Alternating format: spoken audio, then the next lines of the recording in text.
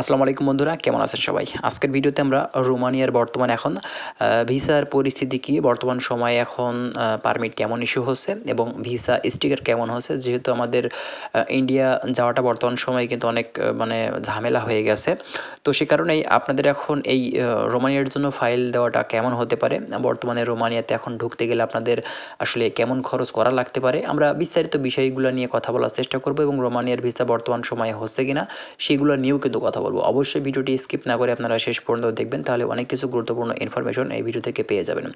যারা আমাদের চ্যানেলে নতুন এসেছেন, চ্যানেলটি অবশ্যই সাবস্ক্রাইব করে রাখবেন রোমানিয়া সম্পর্কে বিস্তারিত তথ্য জানার জন্য। চলুন তাহলে কথা না বাড়িয়ে আমাদের যে মূল ভিডিও আছে আমরা সেটা স্টার্ট করি।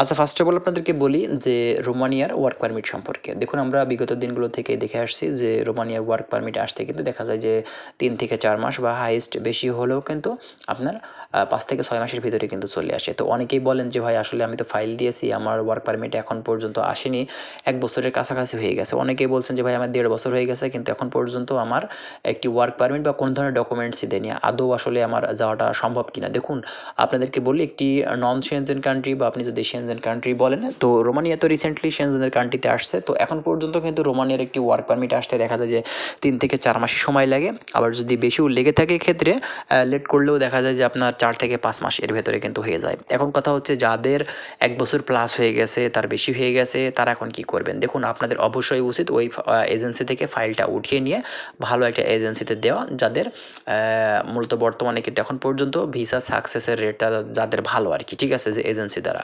তো বর্তমান সময়ে এখন কিন্তু আপনার রোমানিয়ার ভিসা হচ্ছে এবং ভিসা রেশিও কম বেশি বলতে গেলে রোমানিয়া বুলগেরিয়া কিন্তু প্রায় কাছাকাছি, তবে বুলগেরিয়ার ভিসা রেশিওটা কিন্তু বেশি আপনার রোমানিয়ার থেকে, ঠিক আছে।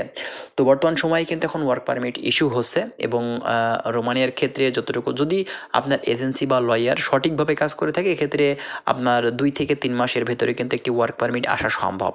আর যারা মানে অনেক দিন থেকে ওয়েট করছেন, আমি তাদের বলবো যে ভাই যদি আপনি অতিরিক্ত লেট করে থাকে আপনার এজেন্সি, তাহলে আপনি ফাইল ফেরত নিয়ে ভালো এজেন্সি দ্বারা কিন্তু চেষ্টা করতে পারেন। এখন আসেন ইন্ডিয়ার যে ভিসা স্টিকার পাওয়া বা আপনার হচ্ছে অ্যাম্বাসি ফেস করার বিষয়। দেখুন, রোমানিয়ার যে অ্যাম্বাসি মূলত যে ইন্টারভিউটা নিয়ে থাকে এটা কিন্তু খুবই ডিফিকাল্ট। তো এখানে কিন্তু বেসিক ইংরেজিটা কিন্তু অবশ্যই আপনার জানা থাকা লাগবে, তা না হলে কিন্তু আপনি রোমানিয়ার অ্যাম্বাসিতে যখন আপনি অ্যাম্বাসি ফেস করবেন, এক্ষেত্রে কিন্তু আপনার ইন্টারভিউটা খারাপ হতে পারে। কারণ যদি আপনার বেসিক ইংরেজি জানা না থেকে থাকে, সেক্ষেত্রে কিন্তু তারা যে প্রশ্নটা করবে আপনি যদি সঠিকভাবে উত্তর না দিতে পারেন, তাহলে কিন্তু ভাই সমস্যা, ঠিক আছে। তো বর্তমান সময়ে যাদের চিন্তাভাবনা আছে রোমানিয়াতে ঢোকার, আপনাদের অবশ্যই যদি মাধ্যম ভালো পেয়ে থাকেন তাহলে ফাইল দিতে পারেন, কোনো সমস্যা নেই। এবং ইন্ডিয়া ভিসার যে বিষয়টা, ইন্ডিয়ার ভিসা কিন্তু বর্তমান সময়ে এখন খুবই সীমিত পরিমাণে হচ্ছে, তবে ভিসা হচ্ছে, এতটুকু কিন্তু শিওর থাকতে হবে। ভিসা বন্ধ নেই, ভিসা কিন্তু হচ্ছে, তবে খরচ কিছুটা বেশি লাগছে।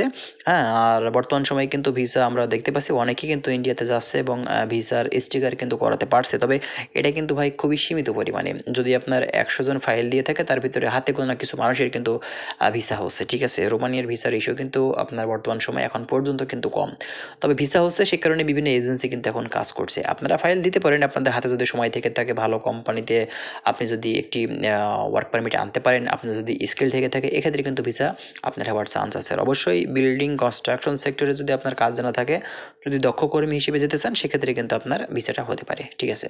তো যাই হোক বন্ধুরা, আশা করছি বিষয়গুলো বুঝতে পারছেন। আর অবশ্যই ইন্টারভিউটা আপনাকে ভালো করতে হবে। ইন্টারভিউটা যদি ভাই কোনো গড়মিল করে থাকেন, তাহলে কিন্তু আপনার ভিসা না হওয়ার চান্স সব থেকে বেশি। তো ভালো থাকবেন সবাই, আশা করছি বিষয়গুলো বুঝতে পারছেন। আর যদি কোনো কিছু জানার থাকে আপনারা কমেন্ট করতে পারেন। ভালো থাকবেন, আল্লাহ হাফেজ।